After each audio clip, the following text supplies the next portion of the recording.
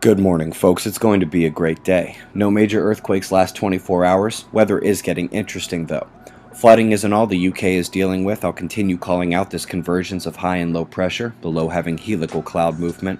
I've heard reports of wind speed reaching 60 miles per hour or higher. Equally important is the freezing air this will bring over the next week. Could be your coldest week of the year so far.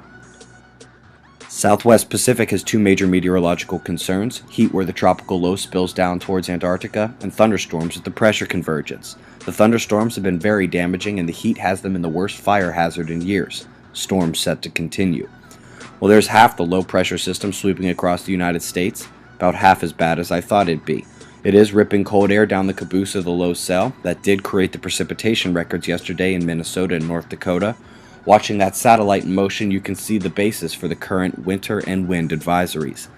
It's only half as bad as predicted because the other half is a stubborn little monkey still refusing to move from its position in the Northeast Pacific a week ago. Still looks like a mini arc storm, won't stop raining until the low moves. Solar wind density is slightly elevated, but the speed is falling and temperature holding steady. There is no disturbance of our magnetic shield. Nothing induced, just little PC1 pulsations. There have been no significant flares since the M3 blast we shared with you yesterday. You'll remember it will compound previous CMEs out just ahead of it and likely strike together. But we have to add a third little trailer on this. Last solar images shared yesterday was an instability of the southeastern limb. Well, during that instability, another coronal mass ejection was released. Add that to the M3 here, should be a triple event. We got coronal holes up north and down south. Tough to tell if either will be geo-effective.